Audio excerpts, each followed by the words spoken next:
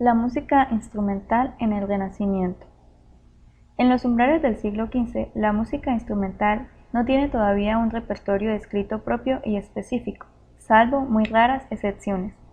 Pero en el siglo XVI se lleva a cabo gradualmente la independencia del arte instrumental del vocal. El despegue de la música instrumental va a deberse a varios factores, entre los cuales está el enriquecimiento de la sociedad y una afición a la música por parte de la burguesía.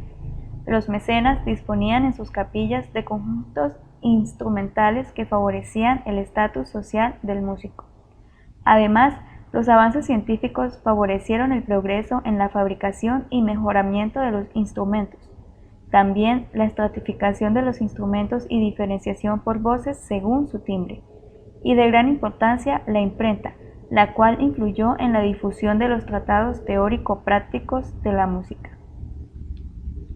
Algunas características de la música instrumental. La melodía tiene una amplitud mayor, pues el ámbito es mayor en los instrumentos que en las voces. Los instrumentos se construían en series o familias, de modo que podía lograrse un mismo timbre uniforme a través del rango completo que va desde el bajo hasta el soprano. Permite añadir pasajes improvisados y adornos. Ayuda al desarrollo de los sistemas de afinación. Juega con la estratificación tímbrica, buscando la homogeneidad en el registro de un instrumento. Y por último, la clasificación de los instrumentos viene dada por el criterio de volumen sonoro de los mismos, esto es, en instrumentos altos para tocar al aire libre y en instrumentos bajos para tocar dentro de un recinto. La organología. La organología es la ciencia que se encarga de estudiar y clasificar a cada uno de los instrumentos y sus diferentes tipos. Y hay que mencionar las distintas fuentes para estudiar la música instrumental del Renacimiento en este caso, que son tres tipos.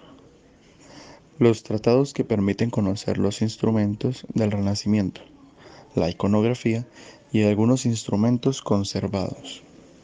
Entre los distintos tipos de instrumento encontramos los cordófonos, que son instrumentos de tipo cuerda pulsada o cuerda frotada. En los de cuerda pulsada encontramos instrumentos como el laúd, que tiene una forma de pera y un bombo abombado. Está también la vihuela con la misma cantidad de cuerdas dobles y caja de resonancia bastante plana. Entre varios también están el arpa y la mandolina, que fueron muy clásicos en su tiempo.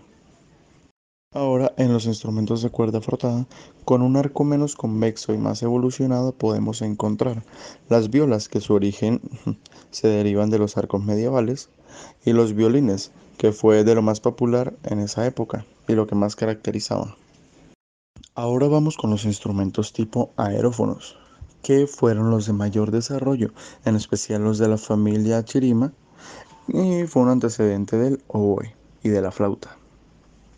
Entre estos podemos encontrar instrumentos como el chirima, que se trata de un instrumento de viento madera de doble lengua, con un cuerpo recto y un acabado en un pabellón acampanado.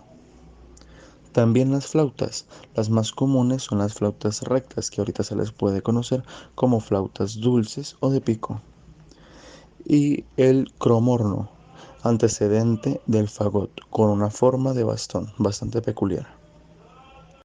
Esos fueron los instrumentos de tipo viento madera. Ahora vamos con los instrumentos de viento metal, que entre estos se pueden destacar instrumentos como las trompetas, que se tratan de un instrumento que consiste en un tubo de metal enrollado con una embocadura en forma de copa que no usa pistones. También los cornetos, que también pueden llegar a ser de madera o de marfil con una boquilla de copa. También el sacabuches, que son antecedentes del trombón que se usa en la actualidad, con un sistema bastante similar. Y también el serpentón, antecedente distante de la tuba que se conoce ahorita, de bastante longitud. Es como un tubo de forma angulosa a modo de una serpiente. Los instrumentos de teclado. Estos son instrumentos de cuerda o de viento en los que el sonido se produce manipulando un teclado. El órgano, instrumento de viento con tubos de bisel y lengüeta. Clavicordio, instrumento de cuerdas percutidas o golpeadas. Clavecín, instrumento de cuerda pinzada, medio cañón, de pluma. Tablaturas. No se representaban notas en el pentagrama, sino que se indicaba gráficamente el dedo que pulsaba la tecla o la cuerda mediante letras o números. Existían, por tanto, dos tablaturas o tabulaturas. Tablatura cifrada, utilizada fundamentalmente en España e Italia, y tablatura alfabética, preferida en Alemania, Francia o Inglaterra. Instrumentos de percusión. Utilizados normalmente para marcar el ritmo. Se utilizan distintos tipos de panderos y tambores de distintos tamaños para dar color, triángulos, sonajeros, crótalos, panderetas, campanas y timbales. Agrupaciones instrumentales. Se le denominaba también consort. Existía, sin embargo, la organización de dos grupos regulares de instrumentos que corresponden a dos géneros de ejecución.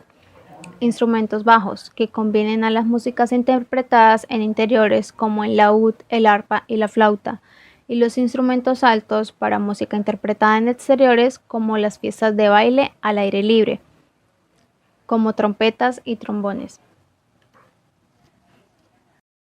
Formas instrumentales. Composiciones derivadas de géneros vocales. Se trata de canciones o madrigales o motetes adaptados para instrumentos. Tenemos los siguientes tipos. Transcripciones. Consiste en la adaptación literal de una pieza vocal adaptándolo a las características de un instrumento, por lo que en muchos casos nos encontramos con melodías transportadas. Chanson. Se trata principalmente de transcripciones de la polifonía vocal o pieza que siguen esquemas vocales. Originalmente tenía características derivadas de la chanson: repetición de notas en el motivo inicial, ritmo rápido, ligero, partes homófonas en alternancia con escritura contrapuntística sencilla. Ricercar, de carácter imitativo y contrapuntístico.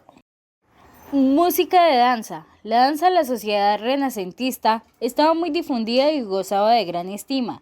Se esperaba que todos los hombres y mujeres educados fueran grandes bailarines.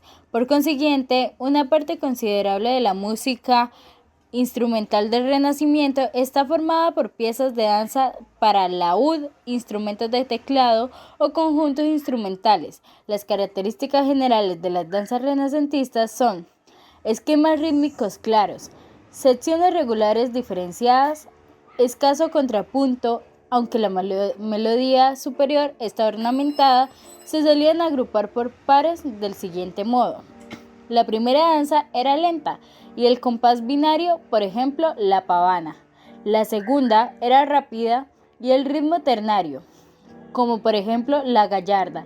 Otros tipos de danzas eran el branle, el courant, la gavota chacona y el saltarello. La unión de estas danzas interpretadas como una obra única dan lugar a la suite. Formas improvisadas. La improvisación era una práctica muy habitual por parte de los instrumentistas. En muchos de los casos, los músicos jugaban con las diferentes escalas en las que se componían las piezas. Estos juegos servían como ejercicios de flexibilidad técnica y afinación al músico, como introducción a la pieza vocal, y también para que los cantantes se familiarizaran con la escala de la pieza que iban a cantar. El resultado, que estas piezas comienzan a tener forma y estructura propia, convirtiéndose en formas instrumentales. Se trata de piezas de gran virtuosismo técnico. Seguían otras dos técnicas: ornamentar la propia melodía y añadiendo voces contrapuntísticamente a una melodía dada. Variaciones. Consiste en la presentación de un tema inicial popular o de autor que va a sufrir una variación en alguno de sus elementos: armonía, melodía, ritmo, en cada una de sus presentaciones posteriores.